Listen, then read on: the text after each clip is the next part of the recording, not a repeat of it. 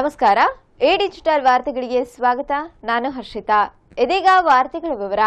ಬುಗುಡನಹಳ್ಳಿ ಕೆರೆ ಏರಿ ಮೇಲೆ ಗಿಡ ಮರಗಳು ಬೆಳೆದಿದ್ದು ಪಾಲಿಕೆ ಕೆರೆ ಬಗ್ಗೆ ನಿರ್ಲಕ್ಷ್ಯ ತಾಳಿದೆ ಎಂದು ಮಾಜಿ ಸಚಿವ ಸೊಗಡು ಶಿವಣ್ಣ ಆಕ್ರೋಶ ವ್ಯಕ್ತಪಡಿಸಿದರು.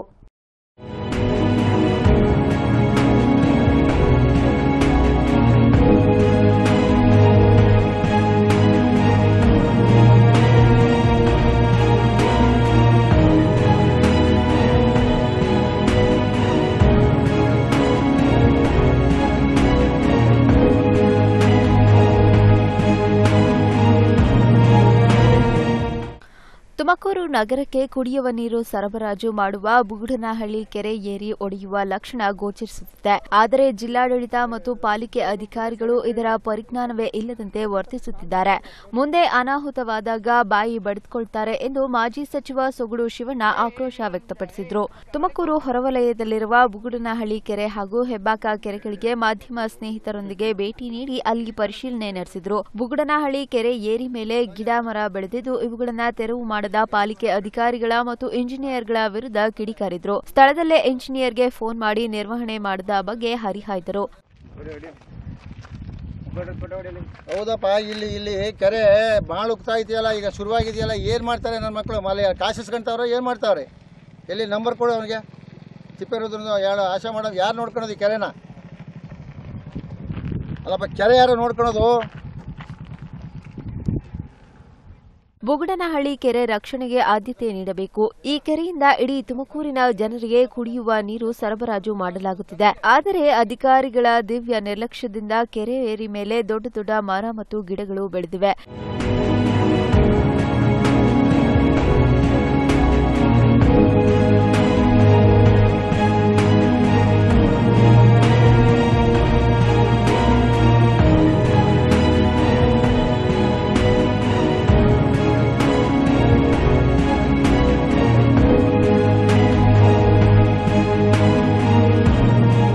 ಇವುಗಳ ಬೇರು ಆಳಕ್ಕೆ ಹೋಗಿ ಮುಂದೆ ಏರಿಯೇ ಹೊಡೆಯುವ ಆತಂಕ ಇದೆ ಎಂದರು. ಇನ್ನು ಕೆರೆ ಏರಿ ಅಲ್ಲಲ್ಲಿ ಬಿರುಕು ಬಿಡುತ್ತಿದೆ. ಜೊತೆಗೆ ಒಂದು ಕಡೆಯಿಂದ ಕೆರೆಯ ನೀರು ಏರಿ ಪಕ್ಕದ ರಸ್ತೆಯಲ್ಲಿ ಜಿನುಕುತ್ತಿದೆ. ಇದು ಅಪಾಯದ ಮುನ್ಸೂಚನೆ. ಈ ನೀರು ಸೋರಿಕೆ ತಡೆಯದಿದ್ದಲ್ಲಿ ಮುಂದೆ ಕೆರೆ ಏರಿ ಒಡೆದು ಈ ಭಾಗದ ರೈತರ ಜಮೀನು ಹಾಳಾಗುವ ಜೊತೆಗೆ ಮನೆ ಮಠಗಳು ಮುಳುಗಲಿವೆ. ತುಮಕೂರು ನಗರಕ್ಕೂ ನೀರು ಸಿಗದಂತಾಗಲಿದೆ ಎಂದು ಹೇಳಿದರು. ಈ ಸಂಬಂಧ ಜಿಲ್ಲಾಧಿಕಾರಿಗಳನ್ನ ಭೇಟಿಯಾಗಿ ಇಲ್ಲಿನ ಸಮಸ್ಯೆಗಳ ಬಗ್ಗೆ ವಿವರಿಸಿದ್ದೇನೆ. ಆದರೆ ಜಿಲ್ಲಾಧಿಕಾರಿಗಳು ಯಾವುದೇ ರೀತಿಯ ಕ್ರಮ ಕೈಗೊಳ್ಳುತ್ತಿಲ್ಲ. ಇನ್ನು ಪಾಲಿಕೆ ಆಯುಕ್ತ ಹಣ ಮಾಡುವ ಕೆಲಸಕ್ಕೆ ಇಳಿದಿದ್ದು ಬುಗುಡನಹಳ್ಳಿ ಕೆರೆಯನ್ನೇ ನಿರ್ಲಕ್ಷಿಸಿದ್ದಾರೆ ಎಂದು ಆಪಾದಿಸಿದರು.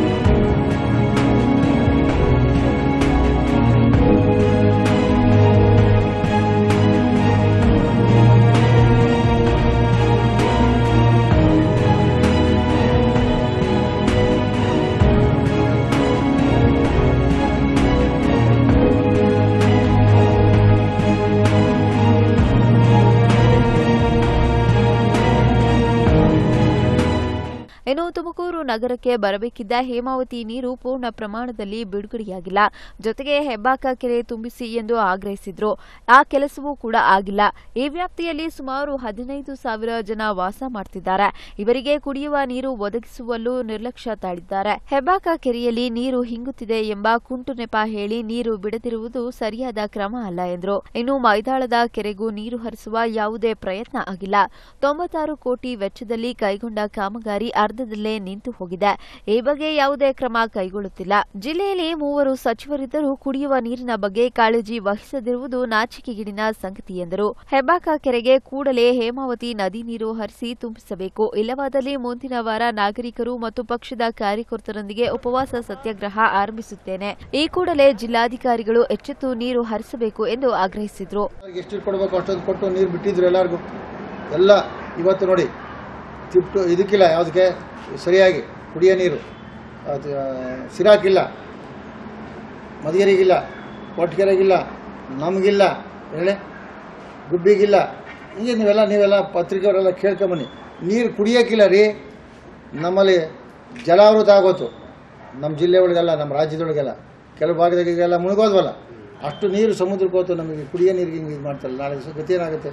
ಅಶೋಕನ ಕಾಲ ಜ್ಞಾಪಿಸ್ಕೋಬೇಕಾಗಿತ್ತು. ನಾವು ಇವಾಗ ಅರವಂಟಿಗೆ ಎಲ್ಲನ ಇಕ್ಕಳ್ರಪ್ಪ, ಎಲ್ಲನ ಬೋರ್ವೆಲ್ ನೀರುಗಳು ಕೊಡ್ರಪ್ಪ ಅಂತ ಹೇಳ್ಬೇಕಾಗ್ತೈತೆ ಇವತ್ತು ಈ ಸ್ಥಿತಿ. 1.135 ಅಲ್ಲಿ ಇಂಡಸ್ಟ್ರಿಗೆ ಮತ್ತೆ ಎಷ್ಟಾಯ್ತು ಈಗ ಸರ್? ಕೊಟ್ಟೇ ಇಲ್ವಲ್ಲ ಇಂಡಸ್ಟ್ರಿಯಲ್ ಏರಿಯಾಕ್ಕೆ. ಎಲ್ಲಿ ಕೊಟ್ಟಿದ್ದೀವಿ? ಎಷ್ಟು ಅಲೋಕೇಶನ್ ಆಗಿದೆ? ಅಲೋಕೇಶನ್ಸೇ ಬೇಕಿಲ್ಲ ಸರ್. ಇವಾಗ ಬ್ಯಾಂಗ್ಳೂರ್ ಸಿಟಿಗೆ ನೀರು ಕೊಡ್ತೀವಿ, ಇಂಡಸ್ಟ್ರಿ ಇತ್ತಲ್ಲ, ಅಲೋಕೇಶನ್ಸ್ ಆಗಿತ್ತಾ? ಅಲೋಕೇಶನ್ಸ್ ಏನಾಗಿರಲಿಲ್ಲ. ಅವರು ನಾಗರಿಕ ನಮಗೆ ಇದನ್ನು ಕೊಡ್ತಾರಲ್ರಿ, ನಮಗಾಗೆ ದುಡ್ದಿದ್ದಾರಲ್ಲ, ಟ್ಯಾಕ್ಸ್ ಕೊಡ್ತಾರಲ್ಲ. ಎಷ್ಟು ಜನ ನಮ್ಮಲ್ಲಿ ಕೆಲಸಗಾರರಿರ್ತಾರೆ, ಊರು ಸಿಟಿ ಕಾರ್ಪೊರೇಷನ್ ಎಷ್ಟು ಬೆಳೀತೈತೆ. ನೀವು ಯಾಕೆ ಇಂಡಸ್ಟ್ರಿ ಇತ್ತು ಅದಕ್ಕೆ ಬೇರೆ ಇದನ್ನು ಕೊಡ್ತೀರ? ಅವಶ್ಯಕತೆ ಇಲ್ಲ. ಇವತ್ತು ತಮಿಳ್ನಾಡಿಗೆ ಚೆನ್ನೈಗೆ ನೀರಿಲ್ಲ ಅಂತ ಹೇಳ್ಬಿಟ್ಟು ತೆಲುಗು ಗಂಗಾ ಮಾಡಿದ್ರು. ಅದೇನು ಇದಿತ್ತು? ಕುಡಿಯೋ ನೀರಿಗೇನು ದೊಣೆ ನಾಯಕನ ಅಪ್ಪಣೆ ಬೇಕಾಗಿಲ್ಲ, ತೋಳ ಕುರಿಮರಿ ನಾಯಕ ಬೇಕಾಗಿಲ್ಲ. ಈ ಅಧಿಕಾರಿಗಳು ದುಡ್ಡಿಗೆ, ಈಗ ನಾನು ಹೇಳಿನಲ್ಲ, ಯಾವುದು ಬುಗುನಳ್ಳಿ ಕೆರೆನ 60 ಕೋಟಿ ಇದು ಮಾಡಿಬಿಟ್ಟು ಇವಾಗ ನೀರಿನೆಲ್ಲ ಬರಬಾರ್ದು. ಮುಖಂಡರಾದ ಎಂಬಿ ನಂದೀಶ್, ಎಂಪಿ ಮಹೇಶ್ ಸೇರಿದಂತೆ ಹಲವರು ಹಾಜರಿದ್ದರು. ಮೇಕೆದಾಟು ಮಹದಾಯಿ ಯೋಜನೆಯನ್ನ ಅನುಷ್ಠಾನಗೊಳಿಸಬೇಕೆಂದು ಆಗ್ರಹಿಸಿ ಜಯ ಕರ್ನಾಟಕ ಸಂಘಟನೆ ತುಮಕೂರಿನಲ್ಲಿ ಪ್ರತಿಭಟನೆ ನಡೆಸಿತು. ಮೇಕೆದಾಟು ಮಹದಾಯಿ ಯೋಜನೆಯನ್ನ ಅನುಷ್ಠಾನಗೊಳಿಸಬೇಕೆಂದು ಆಗ್ರಹಿಸಿ ತುಮಕೂರಿನಲ್ಲಿ ಜಯ ಕರ್ನಾಟಕ ಸಂಘಟನೆ ಪ್ರತಿಭಟನೆ ನಡೆಸಿತು. ಜಯ ಕರ್ನಾಟಕ ಸಂಘಟನೆ ಜಿಲ್ಲಾಧ್ಯಕ್ಷ ಸುಧೀರ್ ಅವರ ನೇತೃತ್ವದಲ್ಲಿ ನೂರಾರು ಕಾರ್ಯಕರ್ತರು ತುಮಕೂರಿನ ಟೌನ್ ಹಾಲ್ ವೃತ್ತದಿಂದ ಜಿಲ್ಲಾಧಿಕಾರಿಗಳ ಕಚೇರಿವರೆಗೆ ಪ್ರತಿಭಟನಾ ಮೆರವಣಿಗೆ ನಡೆಸಿದ್ರು. ಮೇಕೆದಾಟು ಅಣೆಕಟ್ಟು ಯೋಜನೆ ಕಳೆದ 4-5 ವರ್ಷಗಳಿಂದ ಚರ್ಚೆಗೆ ಬರುತ್ತಿದ್ದು, ಅಂದಿನಿಂದಲೂ ತಮಿಳುನಾಡು ಸರ್ಕಾರ ಇದನ್ನ ವಿರೋಧಿಸಿಕೊಂಡೇ ಬಂದಿದೆ ಎಂದು ಅಧ್ಯಕ್ಷ ಸುಧೀರ್ ಆರೋಪಿಸಿದ್ರು. 5,900 ಕೋಟಿ ವೆಚ್ಚದ ಈ ಬೃಹತ್ ಯೋಜನೆಗೆ ರಾಜ್ಯ ಸರ್ಕಾರ ಹಂತ ಹಂತವಾಗಿ ಅಡೆತಡೆಗಳನ್ನು ನಿವಾರಿಸಿಕೊಂಡು ಬರುತ್ತಿದೆ ಎಂದರು. ಹಾಗೂ ಮಹದಾಯಿ ಒಂದು ಅಣೆಕಟ್ಟಿನ ವಿಚಾರವಾಗಿ ಇವತ್ತು ಇಡೀ ಕರ್ನಾಟಕ ರಾಜ್ಯದಲ್ಲಿ ನಾವು ಹೋರಾಟನ ಹಮ್ಮಿಕೊಂಡಿದ್ದೇವೆ. ಈ ಹಿಂದಿನಿಂದನೂ ನಮ್ಮ ಕರ್ನಾಟಕ ರಾಜ್ಯಕ್ಕೆ ತಮಿಳುನಾಡು ಸರ್ಕಾರ ಪದೇ ಪದೇ ತೊಂದರೆ ಕೊಡೋದಾಗಿರ್ಬೋದು, ಮತ್ತೊಂದು ಮಾಡ್ತಾನೆ ಬಂದಿದೆ. ಆ ವಿಚಾರದ ವಿರುದ್ಧವಾಗಿ ನಾವಿವತ್ತು ತಮಿಳುನಾಡು ಸರ್ಕಾರಕ್ಕೆ ಇವತ್ತು ಧಿಕ್ಕಾರ ಕೂಗ್ತಾ ಇದ್ದೇವೆ, ಮತ್ತು ಗೋವಾ ಸರ್ಕಾರಕ್ಕೂ ಧಿಕ್ಕಾರವನ್ನು ಕೂಗ್ತಾ ಇದ್ದಾವೆ. ಉತ್ತರ ಕರ್ನಾಟಕ ಭಾಗದ ಜನರ ಜೀವನ ಜಲವಿವಾದಿತ ಮಹದಾಯಿ ಕುಡಿಯುವ ನೀರಿನ ಯೋಜನೆ ಶೀಘ್ರದಲ್ಲೇ ಅನುಷ್ಠಾನಗೊಳ್ಳಬೇಕೆಂದು ಜಯ ಕರ್ನಾಟಕ ಸಂಘಟನೆ ಮುಖಂಡರು ಒತ್ತಾಯಿಸಿದರು. ಮಹದಾಯಿ ನಮ್ಮ ನೆಲದಲ್ಲಿ ಹರಿಯುತ್ತಿರುವುದರಿಂದ ಉತ್ತರ ಕರ್ನಾಟಕ ಭಾಗದ ಜನರ ಕುಡಿಯುವ ನೀರಿನ ಬವಣೆ ನೀಗಿಸಬೇಕೆಂದು ಆಗ್ರಹಿಸಿ ಜಿಲ್ಲಾಧಿಕಾರಿಗಳಿಗೆ ಮನವಿ ಪತ್ರ ಸಲ್ಲಿಸಿದರು. ಜಯ ಕರ್ನಾಟಕ ನಗರ ಅಧ್ಯಕ್ಷ ಬಿಜಿ ರಮೇಶ್, ಪ್ರಧಾನ ಕಾರ್ಯದರ್ಶಿ ಉಮಾಶಂಕರ್, ಜಿಲ್ಲಾ ಉಪಾಧ್ಯಕ್ಷ ಎಚ್ಎಸ್ ಸುರೇಶ್ ಕುಮಾರ್ ಮತ್ತಿತರರು ಪಾಲ್ಗೊಂಡಿದ್ದರು. ಕುಣಿಗಲ್ ತಾಲೂಕಿನಲ್ಲಿ ನ್ಯಾಯಬೆಲೆ ಅಂಗಡಿಯಲ್ಲಿ ಕಳಪೆ ಅಕ್ಕಿ ನೀಡುತ್ತಿರುವುದಕ್ಕೆ ಸಾರ್ವಜನಿಕರು ಅಧಿಕಾರಿಗಳ ವಿರುದ್ಧ ಕಿಡಿಕಾರಿದ್ದಾರೆ.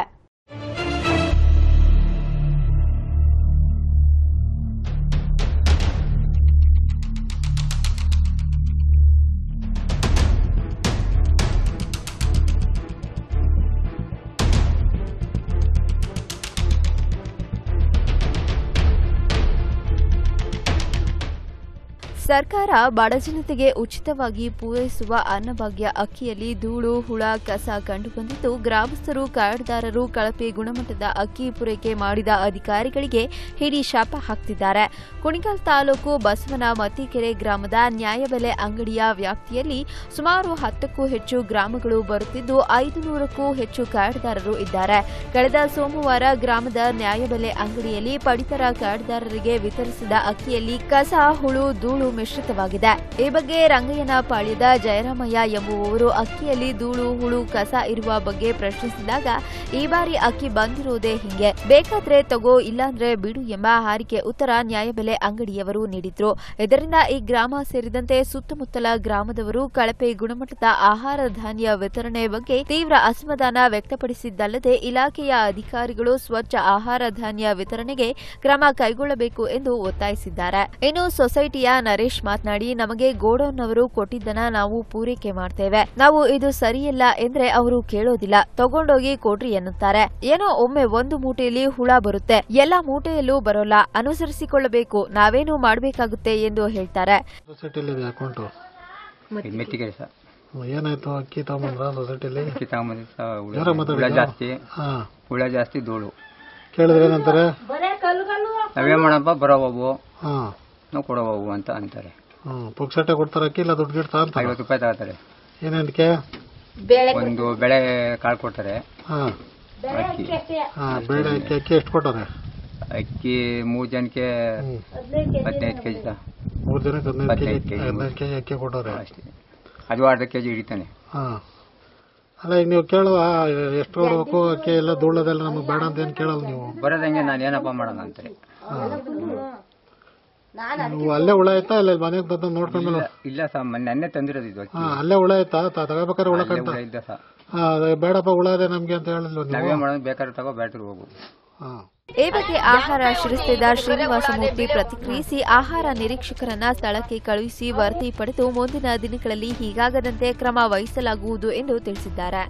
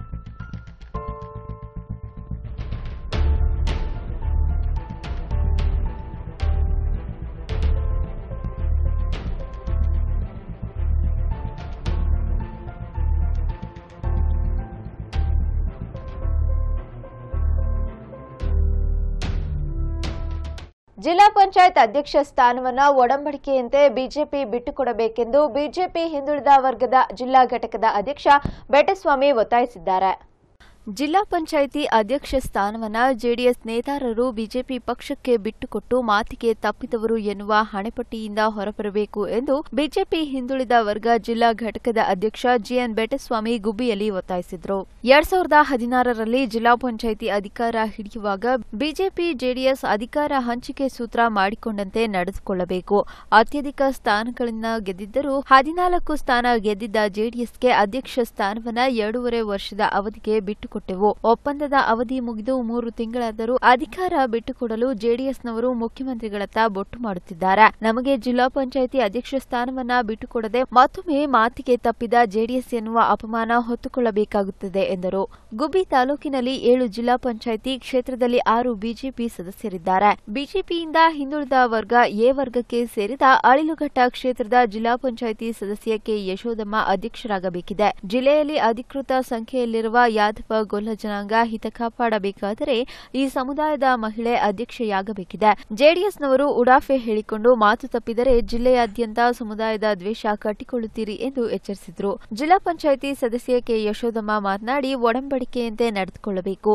ನಮ್ಮ ಪಕ್ಷದ ಜಿಲ್ಲಾಧ್ಯಕ್ಷರ ಸೂಚನೆಯಂತೆ ಅಧ್ಯಕ್ಷ ಸ್ಥಾನ ಬಿಟ್ಟುಕೊಡಬೇಕೆಂದು ಆಗ್ರಹಿಸಿ ಹಿಂದಿನ ಜಿಲ್ಲಾ ಪಂಚಾಯಿತಿ ಸಾಮಾನ್ಯ ಸಭೆಯನ್ನ ಬಹಿಷ್ಕರಿಸಿದೆವು. ಮುಂದೆ ಸಭೆಯಲ್ಲಿ ಅಧ್ಯಕ್ಷ ಸ್ಥಾನವನ್ನ ಬಿಟ್ಟುಕೊಡುವಂತೆ ಆಗ್ರಹಿಸಿ ಬಿಜೆಪಿ ಪಕ್ಷದ ಜಿಲ್ಲಾ ಪಂಚಾಯಿತಿ ಸದಸ್ಯರೊಟ್ಟಿಗೆ ಹೋರಾಟಕ್ಕೆ ಇಳಿಯುತ್ತೇವೆ ಎಂದು ಎಚ್ಚರಿಕೆ ನೀಡಿದರು. ನಮಗೆ 2.5 ವರ್ಷಗಳ ತದನಂತರ ಭಾರತೀಯ ಜನತಾ ಪಕ್ಷಕ್ಕೆ ಬಿಟ್ಟುಕೊಡಬೇಕಾಗಿತ್ತು. ಅವರು ಕೆಲವು ಉಡಾಪೆ ಮಾತುಗಳಿಂದ ಇವತ್ತು ನಮ್ಮ ಪಕ್ಷಕ್ಕೆ ಬಿಟ್ಟುಕೊಡ್ಲಿಕ್ಕೆ ಅವರು ಮೀನಾಮೇಷ ಮಾಡ್ತಾ ಇದ್ದಾರೆ. ಅದರಲ್ಲೂ ಕೂಡ ಜಿಲ್ಲೆನಲ್ಲಿ ಅತ್ಯಂತ ಹೆಚ್ಚು ಜನಾಂಗ ಇರತಕ್ಕಂಥ ಯಾದವ ಸಮುದಾಯ, ಅದು ನಮ್ಮ ಗುಬ್ಬಿ ತಾಲೂಕಿನಲ್ಲಿ ಈ ಬಾರಿ 7ಕ್ಕೆ 6 ಸೀಟು ನಾವು ಗೆದ್ದಿದ್ವಿ. ಅವತ್ತು ಕೂಡ ನಮ್ಮ ನಾಯಕರಲ್ಲಿ ವಿನಂತಿಯನ್ನು ಮಾಡಿಕೊಂಡಿದ್ವಿ, ದಯಮಾಡಿ ನೆಕ್ಸ್ಟ್ 2.5 ವರ್ಷ ಕಳೆದ ತದನಂತರ ನಮ್ಮ ಯಶೋಧಮ್ಮನವರಿಗೆ ನೀವು ದಯಮಾಡಿ ಅಧ್ಯಕ್ಷಗಿರಿ ಕೊಡಬೇಕು ಅಂತೇಳಿ ಅವತ್ತಿನ ಜಿಲ್ಲಾಧ್ಯಕ್ಷರಾದಂತಹ ಮಾನ್ಯ ಶ್ರೀ ಸುರೇಶ್ ಗೌಡರಲ್ಲಿ ವಿನಂತಿಯನ್ನು ಕೂಡ ನಾನು ಮಾಡಿಕೊಂಡಿದ್ದೆ ಅವತ್ತು. ಹಾಗಾಗಿ ಇವತ್ತು ನಾವೆಲ್ಲ ಅವರನ್ನು ಕೂಡ ಕೇಳಿದ್ದೀವಿ. ನಮ್ಮ ಜಿಲ್ಲಾ ನಾಯಕರು ಎಲ್ಲ ನಮ್ಮ ಪಕ್ಷದ ನಾಯಕರನ್ನು ಕೂಡ ವಿಚಾರಣೆ ಮಾಡಿದ್ದೀವಿ. ಅವರು ಕೂಡ ಸಾಕಷ್ಟು ಸತಿ ಜಿಲ್ಲಾ ಅಧ್ಯಕ್ಷರು ಮತ್ತೆ ಅವರೆಲ್ಲರೂ ಕೂಡ ಕೇಳಿದ್ದೀವಿ ನಾವು ಅಂತ ಹೇಳ್ತಾ ಇದ್ದಾರೆ. ನಾನು ಕೂಡ ಕೆಲವ್ರ ಹತ್ರ ಮಾತಾಡಿ ಒಂದಿಬ್ಬರು ನಾಯಕರ ಹತ್ರ ಮಾತಾಡಿದ್ದೆ ನಾನು. ಆದಾಗ್ಯೂ ಕೂಡ ಯಾದವ ಮುಖಂಡ ಗುಡ್ಡದಹಳ್ಳಿ ಬಸವರಾಜು, ತಾಲೂಕು ಯಾದವ ಯುವ ಸೇನೆ ಅಧ್ಯಕ್ಷ ನಾಗರಾಜು, ಶಿವಗಂಗಯ್ಯ, ಶಿವಮ್ಮ ಇತರರು ಇದ್ದರು.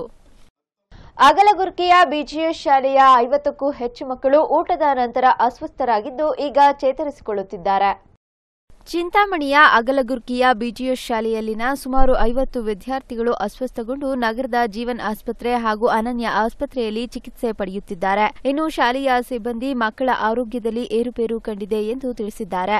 ರಾತ್ರಿಯ ವೇಳೆ ಊಟದ ಸಮಯದಲ್ಲಿ ನೀರು ಹಾಗೂ ಊಟವನ್ನ ಸೇವಿಸಿದ ವಿದ್ಯಾರ್ಥಿನಿಯರು ಸ್ವಲ್ಪ ಸಮಯದ ನಂತರ ಅಸ್ವಸ್ಥರಾಗಿದ್ದಾರೆ. ತಕ್ಷಣ ಎಚ್ಚೆತ್ತುಕೊಂಡ ಶಾಲೆಯ ಸಿಬ್ಬಂದಿ ಶಾಲಾ ವಾಹನದಲ್ಲಿ ಆಸ್ಪತ್ರೆಗಳಿಗೆ ರವಾನಿಸಿದ್ದಾರೆ. ಸದ್ಯ ಆಸ್ಪತ್ರೆಯ ಬಳಿ ವಿದ್ಯಾರ್ಥಿನಿಯರ ಪೋಷಕರು ಧಾವಿಸಿ ಮಕ್ಕಳ ಸ್ಥಿತಿ ತಿಳಿದುಕೊಂಡಿದ್ದಾರೆ. ಆದರೆ ಶಾಲಾ ಸಿಬ್ಬಂದಿ ಹಾಗೂ ಆಸ್ಪತ್ರೆಯ ಸಿಬ್ಬಂದಿ ಯಾವುದೇ ಮಾಹಿತಿಯನ್ನ ನೀಡುತ್ತಿಲ್ಲ. ಗುಬ್ಬಿ ತಾಲೂಕು ಪಂಚಾಯಿತಿ ಸಭೆಯಲ್ಲಿ ಲೇಔಟ್ ನಿರ್ಮಾಣ ಮಾಡುವ ವೇಳೆ ನಿಯಮವನ್ನ ಗಾಳಿಗೆ ತೂರಲಾಗಿದೆ ಎಂದು ಸದಸ್ಯರುಗಳು ಆರೋಪಿಸಿದ್ದಾರೆ. ಚೇಳೂರು ಗ್ರಾಮ ಪಂಚಾಯಿತಿಗೆ ಸೇರಿದ ನಿವೇಶನ ಸೇರಿಸಿಕೊಂಡು ಲೇಔಟ್ ನಿರ್ಮಾಣ ಮಾಡಿರುವುದು ಮೇಲ್ನೋಟಕ್ಕೆ ಕಂಡುಬಂದಿದ್ದು, ಈ ಬಗ್ಗೆ ಅಧಿಕಾರಿಗಳು ಸ್ಥಳ ಪರಿಶೀಲನೆ ನಡೆಸಬೇಕು ಎಂದು ತಾಲೂಕು ಪಂಚಾಯಿತಿ ಸದಸ್ಯ ಕೆಂಪರಾಜು ಒತ್ತಾಯಿಸಿದರು. ಗುಬ್ಬಿ ಪಟ್ಟಣದ ತಾಲೂಕು ಪಂಚಾಯಿತಿ ಸಭಾಂಗಣದಲ್ಲಿ ನಡೆದ ಸಾಮಾನ್ಯ ಸಭೆಯಲ್ಲಿ ಸಮಸ್ಯೆಯನ್ನ ಚರ್ಚೆಗೆ ಎತ್ತಿಕೊಂಡರು. ಲೇಔಟ್ ನಿರ್ಮಾಣ ಮಾಡುವಾಗ ನಿಯಮಗಳನ್ನು ಪಾಲನೆ ಮಾಡದೆ ಗಾಳಿಗೆ ತೂರಿದ್ದಾರೆ. ನಕ್ಷೆಯನ್ನ ತೆಗೆದುಕೊಂಡು ಹೋಗಿ ಪರಿಶೀಲಿಸಬೇಕು ಎಂದರು. ಕೊಂಡ್ಲಿ ತಾಲೂಕು ಪಂಚಾಯಿತಿ ಸದಸ್ಯ ರಾಜಣ್ಣ ಕುಡಿಯುವ ನೀರಿನ ಸಮಸ್ಯೆಯನ್ನ ಚರ್ಚೆಗೆ ಎತ್ತಿಕೊಂಡು ಎನ್ ಹೊಸಹಳ್ಳಿ, ಮಾವಿನಹಳ್ಳಿ, ಕೊಂಡ್ಲಿ ಕ್ರಾಸ್, ಹೊನ್ನಕಂಬಿಹಟ್ಟಿ ಭಾಗದಲ್ಲಿ 2 ತಿಂಗಳಿನಿಂದ ಕುಡಿಯುವ ನೀರಿನ ಸಮಸ್ಯೆ ಇದೆ. ಕೊಳವೆ ಬಾವಿ ಬತ್ತಿ ಹೋಗಿದೆ. ಹ್ಯಾಂಡ್ ಪಂಪ್ಗಳಲ್ಲಿ ನೀರಿದ್ದು ರಿಪೇರಿ ಮಾಡಿದರೆ ಸ್ವಲ್ಪ ಮಟ್ಟಿಗೆ ಕುಡಿಯುವ ನೀರಿನ ಸಮಸ್ಯೆಯನ್ನ ಅಧಿಕಾರಿಗಳು ಬಗೆಹರಿಸಬಹುದು ಎಂದು ಸಭೆಗೆ ತಿಳಿಸಿದರು. ಬೆಸ್ಕಾಂ ಅಧಿಕಾರಿಗಳ ನಿರ್ಲಕ್ಷ್ಯತೆಯಿಂದ ತಾಲೂಕಿನಲ್ಲಿ ಸಮರ್ಪಕ ವಿದ್ಯುತ್ ಸರಬರಾಜು ಆಗುತ್ತಿಲ್ಲ. ಇದರಿಂದ ಕೃಷಿ ಹಾಗೂ ಕುಡಿಯುವ ನೀರಿನ ಸಮಸ್ಯೆ ತಲೆದೋರಿದೆ. ಪರೀಕ್ಷೆಗಳು ಹತ್ತಿರವಾಗುತ್ತಿದ್ದು ಅಸಮರ್ಪಕ ವಿದ್ಯುತ್ ಪೂರೈಕೆ ಮುಂದುವರೆದರೆ ಮಕ್ಕಳ ಭವಿಷ್ಯ ಡೋಲಾಯಮಾನವಾಗಲಿದೆ. ಈ ಬಗ್ಗೆ ಬೆಸ್ಕಾಂ ಅಧಿಕಾರಿಗಳು ಯೋಜನೆ ರೂಪಿಸಿಕೊಂಡು ಮುಂದಿನ ಸಭೆಗೆ ಬನ್ನಿ, ಇಲ್ಲವಾದಲ್ಲಿ ಸಭೆಯ ಕೆಂಗಣ್ಣಿಗೆ ಗುರಿಯಾಗುತ್ತೀರಿ ಜೋಕೆ ಎಂದು ತಾಲೂಕು ಪಂಚಾಯಿತಿ ಸದಸ್ಯರುಗಳ ಒಗ್ಗಟ್ಟಿನಿಂದ ಕಿಡಿಕಾರಿದ್ರು.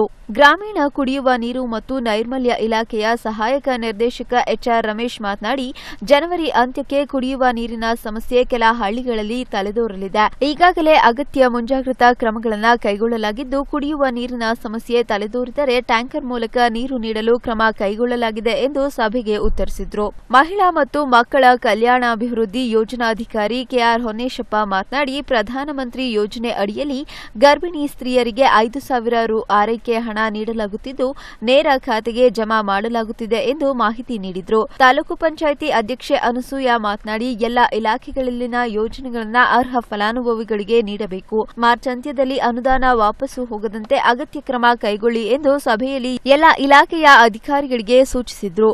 ತಾಲೂಕು ಪಂಚಾಯಿತಿ ಉಪಾಧ್ಯಕ್ಷೆ ಜಿ ಕಲ್ಪನಾ, ಸ್ಥಾಯಿ ಸಮಿತಿ ಅಧ್ಯಕ್ಷ ಆನಾ ಲಿಂಗಪ್ಪ, ಇಒ ನರಸಿಂಹಯ್ಯ ಇದ್ದರು. ಚಿಂತಾಮಣಿಯಲ್ಲಿ ಕೇಬಲ್ ಆಪರೇಟರ್ಸ್ಗಳು ಟ್ರಾಯ್ನ ಹೊಸ ದರದ ಆದೇಶವನ್ನು ಖಂಡಿಸಿ ಪ್ರತಿಭಟನೆ ನಡೆಸಿ ತಹಶೀಲ್ದಾರ್ಗೆ ಮನವಿ ಸಲ್ಲಿಸಿದರು. ಟಿಆರ್ಎಐನ ಹೊಸ ದರದ ಆದೇಶವನ್ನು ಖಂಡಿಸಿ ಚಿಕ್ಕಬಳ್ಳಾಪುರ ಜಿಲ್ಲೆಯ ಚಿಂತಾಮಣಿ ನಗರದ ಕೇಬಲ್ ಅಸೋಸಿಯೇಷನ್ ಮುಖಂಡರು ನಗರದ ಬೆಂಗಳೂರು ಸರ್ಕಲ್ನಿಂದ ತಹಶೀಲ್ದಾರ್ ಕಚೇರಿಯವರೆಗೂ ಪ್ರತಿಭಟನೆ ನಡೆಸಿದರು. ಕೇಂದ್ರ ಸರ್ಕಾರದ ಆದೇಶದ ಅನುಸಾರವಾಗಿ ಇದೇ ತಿಂಗಳ 29ರಿಂದ ಹೊಸದಾಗಿ ಜಾರಿಗೆ ಬರುವ ಆದೇಶದ ಪ್ರಕಾರ ಗ್ರಾಹಕರು ವೀಕ್ಷಿಸುವ ಪ್ರತಿಯೊಂದು ಚಾನೆಲ್ನ ಮೇಲೆ ಎಂಆರ್ಪಿ ದರವನ್ನು ವಿಧಿಸುತ್ತಿದೆ. ಸದ್ಯ ಈ ದರಗಳು ಚಾಲ್ತಿಯಲ್ಲಿರುವ ದರಗಳಿಗಿಂತ 3 ಪಟ್ಟು ಹೆಚ್ಚಾಗಿದ್ದು, ಗ್ರಾಹಕರಿಗೆ ಹೆಚ್ಚಿನ ಹೊರೆಯಾಗುತ್ತದೆ ಎಂದು ಆರೋಪಿಸಿದರು. ಸದ್ಯ ಕೇಬಲ್ಗಳ ಮೂಲಕ 150 ರೂಗಳಿಂದ 250 ರೂಗಳಿಗೆ 400ಕ್ಕೂ ಅಧಿಕ ಚಾನೆಲ್ಗಳನ್ನು ವೀಕ್ಷಣೆ ಮಾಡಲಾಗುತ್ತಿದೆ. ಆದರೆ ಹೊಸ ನೀತಿಯ ಪ್ರಕಾರ 800 ರೂನಿಂದ 1,200 ರೂಪಾಯಿಗಳ ದರವನ್ನು ಭರಿಸಬೇಕಾಗುತ್ತದೆ. ಸದ್ಯ ಇದರಿಂದ ಭವಿಷ್ಯದಲ್ಲಿ ಕೇಬಲ್ ಆಪರೇಟರ್ಗಳಿಗೆ ಅಧಿಕ ಹೊರೆಯಾಗುತ್ತದೆ. ಆದ್ದರಿಂದ ಹಳೆಯ ನೀತಿಯನ್ನೇ ಮುಂದುವರಿಸಿಕೊಂಡು ಹೋಗಬೇಕು. ಇದರ ಸಲುವಾಗಿ ದೆಹಲಿಯವರೆಗೂ ಹೋಗಲು ಸಿದ್ಧ ಎಂದು ಈ ಸಂದರ್ಭದಲ್ಲಿ ತಿಳಿಸಿದರು. 300 ರೂಪಾಯಿ ಆಗುತ್ತೆ ಗ್ರಾಹಕರ ಹೊರೆ. HD ಬೇಡ ಅಂದ್ರೆ 1,300 ರೂಪಾಯಿ ಮಾಡ್ತಾ ಇದೆ ಕೇಂದ್ರ ಸರ್ಕಾರ. ಪ್ರತಿಯೊಂದು ಆಯ್ಕೆ ಮಾಡ್ಕೊಂಡು ಹೋಗ್ತಾ ಇದ್ರೆ ನಾವು 200ರಿಂದ 250 ಕೊಡ್ತಾ ಇರೋದು ಏನಾಗಿದೆ ಅಂತಂದ್ರೆ 500, 600, ಕನ್ನಡ ಬೇಕು ಅಂದ್ರೆ 300, ತೆಲುಗು ಬೇಕಂದ್ರೆ 500, ಏನೇನು ಚಾನಲ್ ಪ್ರತಿಯೊಂದಕ್ಕೂ ಸೇರಿದ್ರೆ 1,300 ರೂಪಾಯಿ ಆಗುತ್ತೆ. ಗ್ರಾಹಕರ ಮೇಲೆ ಹೊರೆ ಆಗುತ್ತೆ. ನಾವು ಏನು ಸರ್ಕಾರಕ್ಕೆ ಕೇಳ್ತಾ ಇದೀವಿ ಅಂದ್ರೆ ಈಗ ಇರೋದು ಹೀಗೆ ಇರಲಿ, 250 ರೂಪಾಯಿಗೆ ಹಾಗೆ ಕೊಡಿ, ನಾವು ಇದನ್ನೇ ನಡೆಸ್ಕೊಂಡು ಹೋಗ್ತೀವಿ. ನಾವು ಯಾವುದೇ ರೀತಿಯಲ್ಲೂ ಗ್ರಾಹಕರಿಗೆ ಹೊರೆ ಆಗೋದಕ್ಕೆ ರೆಡಿ ಇಲ್ಲ. ಹೀಗಾಗಿ ನಾವು ಡೆಲ್ಲಿವರೆಗೂ ಹೋರಾಟ ಮಾಡ್ತಾ ಇದ್ದೀವಿ. ಇದು ಕರ್ನಾಟಕದಾದ್ಯಂತ ನಡೀತಾ ಇದೆ. ಇದು ಏನಾದರೂ ಆದ್ರೆ ಟೋಟಲ್ ಕೇಬಲ್ನ ನಾವು ಬಹಿಷ್ಕರಣ ಮಾಡೋದಕ್ಕೆ ರೆಡಿ ಇದ್ದೀವಿ ಜನಗಳಿಗಾಗಿ. ಇದೇ ವೇಳೆ ನಗರದ ಉಪತಹಶೀಲ್ದಾರ್ ಸಿರಿನಾ ತಾಜ್ ರವರಿಗೆ ಮನವಿಯನ್ನ ಸಲ್ಲಿಸಿದ್ರು. ಈ ಸಂದರ್ಭದಲ್ಲಿ ಕೇಬಲ್ ಆಪರೇಟರ್ ಸಂಘದ ಉಪಾಧ್ಯಕ್ಷ ಶ್ರೀರಾಮ ಜಗನ್ನಾಥ್ ಶ್ರೀನಿವಾಸ್ ಹಾಗೂ ಕೇಬಲ್ ಆಪರೇಟರ್ ಮತ್ತು ಮಾಲೀಕರು ಉಪಸ್ಥಿತರಿದ್ದರು. ಡಿಕೆ ಶಿವಕುಮಾರ್ ಅಭಿಮಾನಿ ಬಳಗದ ಬೆಂಗಳೂರು ಗ್ರಾಮಾಂತರ ಅಧ್ಯಕ್ಷ ಎಂ ಸುರೇಶ್ 34ನೇ ಹುಟ್ಟುಹಬ್ಬವನ್ನು ವನಕಲು ಮಠದ ಅನಾಥ ಮಕ್ಕಳ ಜೊತೆ ಆಚರಿಸಿಕೊಂಡರು. ಎಂ ಸುರೇಶ್ ಅಭಿಮಾನಿ ಬಳಗದ ನೂರಾರು ಅಭಿಮಾನಿಗಳು ಸೇರಿ ದಾಬಸ್ಪೇಟೆಯ ವನಕಲು ಮಠದ ಅನಾಥ ಮಕ್ಕಳ ಜೊತೆ ಡಿಕೆ ಶಿವಕುಮಾರ್ ಅಭಿಮಾನಿ ಬಳಗದ ಬೆಂಗಳೂರು ಗ್ರಾಮಾಂತರ ಅಧ್ಯಕ್ಷ ಎಂ ಸುರೇಶ್ ರವರು ಬೃಹತ್ ಕೇಕ್ ಕತ್ತರಿಸಿ ಅನಾಥ ಮಕ್ಕಳಿಗೆ ತಿನ್ನಿಸುವುದರ ಮೂಲಕ ಹಾಗೂ ಬಡ ಮಕ್ಕಳಿಗೆ ತಟ್ಟೆ ಲೋಟ ವಿತರಿಸುವ ಮೂಲಕ ಸುರೇಶ್ ಅವರು 34ನೇ ವರ್ಷದ ಹುಟ್ಟುಹಬ್ಬವನ್ನು ಅಭಿಮಾನಿಗಳೊಂದಿಗೆ ಆಚರಿಸಿದ್ರು. ಇದೇ ವೇಳೆಯಲ್ಲಿ ಸುರೇಶ್ ಅಭಿಮಾನಿ ಬಳಗದ ಅಧ್ಯಕ್ಷ ವಿನಯ್ ಮಾತನಾಡಿ, ಎಂ ಸುರೇಶ್ ಅವರು ಚಿಕ್ಕಂದಿನಿಂದಲೂ ಯುವ ಪ್ರತಿಭೆಗಳಿಗೆ ಹಲವಾರು ಪ್ರೋತ್ಸಾಹ ನೀಡುತ್ತಿದ್ದು, ಅವರ ಹೆಸರಲ್ಲೇ ನಾವೆಲ್ಲರೂ ಸೇರಿ ಅಭಿಮಾನಿ ಬಳಗವನ್ನ ಕಟ್ಟಿದ್ದು, ಇಂದು ಅವರ ಹುಟ್ಟುಹಬ್ಬವನ್ನ ವನಕಲು ಮಲ್ಲೇಶ್ವರ ಕ್ಷೇತ್ರದಲ್ಲಿ ಬಡಮಕ್ಕಳ ಜೊತೆ ಆಚರಿಸುತ್ತಿರುವುದು ಹೆಮ್ಮೆಯ ಸಂಗತಿ. ಸುರೇಶ್ ಅವರು ಸ್ನೇಹಿತರ ಒಲವು ಗಳಿಸಿರುವುದಕ್ಕೆ ಇಂದು ನಡೆಯುತ್ತಿರುವ ಹುಟ್ಟುಹಬ್ಬ ಸಾಕ್ಷಿಯಾಗಿದೆ. ದೇವರು ಇನ್ನೂ ಹೆಚ್ಚಿನ ಶಕ್ತಿ ನೀಡಿ ಉತ್ತಮ ಸಮಾಜ ಸೇವೆ ಮಾಡುವಂತಾಗಲಿ ಎಂದು ಆಶಿಸಿದ್ರು. 34ನೇ ಹುಟ್ಟುಹಬ್ಬವನ್ನ ಅನಾಥ ಮಕ್ಕಳ ಜೊತೆ ಆಚರಿಸಿಕೊಂಡ ಡಿಕೆ ಶಿವಕುಮಾರ್ ಅಭಿಮಾನಿ ಬಳಗದ ಬೆಂಗಳೂರು ಗ್ರಾಮಾಂತರ ಅಧ್ಯಕ್ಷ ಎಂ ಸುರೇಶ್ ಮಾತನಾಡಿ, ಇಂದು ನೂರಾರು ಸ್ನೇಹಿತರು ಅಭಿಮಾನಿಗಳು ನನ್ನ ಹುಟ್ಟುಹಬ್ಬಕ್ಕೆ ಬಂದು ಶುಭ ಕೋರುತ್ತಿರುವುದು ಸಂತಸದ ವಿಷಯ. ನನಗೆ ಸ್ಫೂರ್ತಿ ನಮ್ಮ ನಾಯಕ ಡಿಕೆ ಶಿವಕುಮಾರ್ ಅವರು. ಅವರ ಮಾರ್ಗದರ್ಶನದಲ್ಲಿಯೇ ಸಮಾಜದಲ್ಲಿ ಇನ್ನೂ ಉತ್ತಮ ಕೆಲಸ ಕಾರ್ಯಗಳನ್ನ ಮಾಡಿಸುತ್ತೇನೆ ಎಂದರು. ಈ ಸಂದರ್ಭದಲ್ಲಿ ಎಂ ಸುರೇಶ್ ಹಾಗೂ ದಂಪತಿಗಳು ಬಡ ಅನಾಥ ಮಕ್ಕಳಿಗೆ ಕೇಕ್, ತಟ್ಟೆ ಲೋಟ ಹಾಗೂ ಊಟ ಬಡಿಸುವ ಮೂಲಕ ಅನಾಥ ಮಕ್ಕಳೊಂದಿಗೆ ಹುಟ್ಟುಹಬ್ಬ ಆಚರಿಸಿದ್ರು. ಈ ಸಂದರ್ಭದಲ್ಲಿ ಎಂ ಸುರೇಶ್ ಅಭಿಮಾನಿ ಬಳಗದ ಮುತ್ತುರಾಜ್, ವಿನೋದ್, ಮಾರುತಿ, ಜಯರಾಮ್, ಸಿದ್ದರಾಜು ಸೇರಿದಂತೆ ಹಲವಾರು ಅಭಿಮಾನಿಗಳು ಉಪಸ್ಥಿತರಿದ್ದರು. ದಾಬಸ್ಪೇಟೆಯಲ್ಲಿ ಆ ದಿನಗಳು ಮಾಸಪತ್ರಿಕೆಯ 4ನೇ ವರ್ಷದ ಸಂಭ್ರಮಾಚರಣೆ ನಡೆಯಿತು. ದಾಬಸ್ಪೇಟೆಯ ಉದ್ದಾನೇಶ್ವರ ವೃತ್ತದಲ್ಲಿ ಆ ದಿನಗಳು ಮಾಸಪತ್ರಿಕೆಯ 4ನೇ ವರ್ಷದ ಸಂಭ್ರಮಾಚರಣೆ ಹಾಗೂ ಕ್ಯಾಲೆಂಡರ್ ಬಿಡುಗಡೆ ಸಮಾರಂಭ ಆಯೋಜಿಸಲಾಗಿತ್ತು. ದಾಬಸ್ಪೇಟೆಯ ಉದ್ದಾನೇಶ್ವರ ವೃತ್ತದಲ್ಲಿ ಆ ದಿನಗಳು ಮಾಸಪತ್ರಿಕೆಯ 4ನೇ ವರ್ಷದ ಸಂಭ್ರಮಾಚರಣೆ, ವಾರ್ಷಿಕ ಸಂಚಿಕೆ ಬಿಡುಗಡೆ ಹಾಗೂ ಕ್ಯಾಲೆಂಡರ್ ಮತ್ತು ಡೈರಿ ಬಿಡುಗಡೆ ಸಮಾರಂಭಕ್ಕೆ ನೆಲಮಂಗಲ ತಹಶೀಲ್ದಾರ್ ಎನ್ ರಾಜಶೇಖರ್ ದೀಪ ಬೆಳಗಿಸುವುದರ ಮೂಲಕ ಚಾಲನೆ ನೀಡಿದ್ರು. ಕಾರ್ಯಕ್ರಮಕ್ಕೆ ಚಾಲನೆ ನೀಡಿ ಮಾತನಾಡಿದ ದಂಡಾಧಿಕಾರಿ ಎನ್ ರಮೇಶ್, ಇಂದಿನ ಯುಗದಲ್ಲಿ ಸಾರ್ವಜನಿಕರಿಗೆ ಅತಿ ವೇಗವಾಗಿ ಮಾಹಿತಿ ತಲುಪಿಸುವ ಕಾರ್ಯದಲ್ಲಿ ಮಾಧ್ಯಮಗಳು ಮುಖ್ಯ ಪಾತ್ರ ವಹಿಸುತ್ತಿವೆ. ಇಂದಿನ ಪ್ರತಿ ಪತ್ರಕರ್ತರು ಯಾವುದೇ ಆಮಿಷಕ್ಕೆ ಒಳಗಾಗದೆ ವಸ್ತುನಿಷ್ಠ ವರದಿಗೆ ಮುಂದಾಗಬೇಕು, ಸಾರ್ವಜನಿಕರ ನಂಬಿಕೆಗೆ ಮುಂದಾಗಬೇಕು ಎಂದು ಕರೆ ನೀಡಿದರು. ಬಿಜೆಪಿ ಮುಖಂಡ ಜಗದೀಶ್ ಚೌಧರಿ ಮಾತನಾಡಿ, ಇಂದಿನ ಮಾಧ್ಯಮಗಳ ಸ್ಥಿತಿ ಸಾರ್ವಜನಿಕರಲ್ಲಿ ಬೇಸರ ಮೂಡಿಸುತ್ತಿದೆ. ಯಾವುದೇ ಮುಖಂಡ ಜನಸೇವೆಗೆ ಮುಂದಾದ ಪಕ್ಷದಲ್ಲಿ ಆತನ ವಿರುದ್ಧ ಸುದ್ದಿ ಮಾಡಿ ಅವನ ತೇಜೋವಧೆಗೆ ಇಂದಿನ ಕೆಲವೊಂದು ಮಾಧ್ಯಮಗಳು ಮುಂದಾಗುತ್ತಿವೆ. ಅಂಕು ಡೊಂಕುಗಳನ್ನು ತಿದ್ದುವ ಶಕ್ತಿ ಇಂದಿನ ಪತ್ರಿಕಾ ರಂಗ ಹಾಗೂ ಮಾಧ್ಯಮಗಳಿಗೆ ಇವೆ. ಮಾಧ್ಯಮಗಳು ಯಾವುದೇ ವೈಭವವಿಲ್ಲದ ನೈಜ ಸುದ್ದಿಗಳನ್ನು ಕೊಡುವಲ್ಲಿ ಮುಂದಾಗಬೇಕಿದೆ ಎಂದರು. ಕಾರ್ಯಕ್ರಮದಲ್ಲಿ ಮಾಧ್ಯಮಗಳ ಇಂದಿನ ಸ್ಥಿತಿಗತಿಯ ಬಗ್ಗೆ ಜಾನಪದ ಕಲಾವಿದ ಕನ್ನಡ ಕುಮಾರ್ ಉಪನ್ಯಾಸ ನೀಡಿದರು. ಅದ್ರ ಬಗ್ಗೆ ಜಾಸ್ತಿ ಹೋಗೋದ್ರೆ ನಮ್ಗೆಲ್ಲರಿಗೂ ಚಿಂತ ನೀವು ನಮಗೆ ಬೇಕಂತೀರ. ಯಾಕಪ್ಪ ಅಂತಂದ್ರೆ ಇವತ್ತು ಯಾರು ಸುಳ್ಳು ಸುದ್ದಿ ಕೊಡ್ತಾರೆ ಅದು ಜೋರ ಬರ್ತದೆ. ಯಾರು ಇನ್ನೊಬ್ಬರ ಬಗ್ಗೆ ವಿರೋಧ ಮಾಡಿ ಮಾತಾಡ್ತಾರೆ ಅದ್ರ ಬಗ್ಗೆ ಟಿವಿ ಜೋರ ತೋರಿಸ್ತಾರೆ. ಯಾರು ಸಮಾಜ ಘಾತಕ ಕೆಲಸ ಮಾಡ್ತಾರೆ ಅವರು ಜಲ್ದಿ ಡೆವಲಪ್ಮೆಂಟ್ ಆಗ್ತಾರೆ. ಯಾರು ಸಮಾಜ ವಿರೋಧಿ ಕೆಲಸ ಮಾಡ್ತಾರೆ ಅವರು ಟಿವಿಲಿ ಬೆಳಗ್ಗೆ ಸಾಯಂಕಾಲ ತನಕ 24 ಅವರು ಟಿವಿ ಪಿಕ್ಚರ್ ಬರ್ತದೆ. ನಾನು ಕೇಳಕ್ ಬಯಸ್ತೀನಿ ನಮ್ಮ ಮಾಧ್ಯಮ ಸ್ನೇಹಿತರಲ್ಲಿ, ಇವತ್ತು ಈ ದೇಶದಲ್ಲಿ ಈ ರಾಜಕಾರಣಿಗಳ ಒಂದು ಅಂತಿಗೆ ತಂದೆ ಒಂದು ಉದ್ಯಮದ ವೇದಿಕೆ ತಾಳಬೇಕಂತ ಅಂದ್ರೆ ಸಖತ್ತಾಗಿ ಜಾಸ್ತಿ ಆದ ಶಕ್ತಿ ಮೀರಿ ಕೆಲಸ ಮಾಡಬೇಕಾದ ಒಂದು ಉದ್ಯಮ ಅಂದ್ರೆ ಪತ್ರಿಕಾ ವರದಿ ಮತ್ತು ಮೀಡಿಯಾ. ಆದ್ರೆ ಇವತ್ತು ಅವೇ ಜನಗಳನ್ನ ದಾರಿ ತಪ್ಪಿಸಬೇಕಾದಂತದ್ದು ನೋವು ಕಾಡ್ತಾ ಇದೆ. ವೇದಿಕೆಯಲ್ಲಿ ಹಲವಾರು ಮುಖಂಡರುಗಳನ್ನು ಸನ್ಮಾನಿಸಲಾಯಿತು. ಈ ಸಂದರ್ಭದಲ್ಲಿ ಆ ದಿನಗಳು ಪತ್ರಿಕೆಯ ಸಂಪಾದಕ ವೀರಸಾಗರ ಭಾನುಪ್ರಕಾಶ್, ಸೋಂಪುರ ಮಾಜಿ ಗ್ರಾಮ ಪಂಚಾಯಿತಿ ಅಧ್ಯಕ್ಷ ತೀರ್ಥಪ್ರಸಾದ್, ಭಾರತೀಪುರ ಶ್ರೀನಿವಾಸ್, ಹಲವಾರು ಮುಖಂಡರುಗಳು ಹಾಗೂ ಪತ್ರಕರ್ತರು ಉಪಸ್ಥಿತರಿದ್ದರು. ಇಲ್ಲಿಗೆ ಈ ಡಿಜಿಟಲ್ ವಾರ್ತಾ ಪ್ರಸಾರ ಮುಕ್ತಾಯವಾಯಿತು. ಹೆಚ್ಚಿನ ಸುದ್ದಿಗಳಿಗಾಗಿ ನೋಡ್ತಾ ಇರಿ ಈ ಡಿಜಿಟಲ್.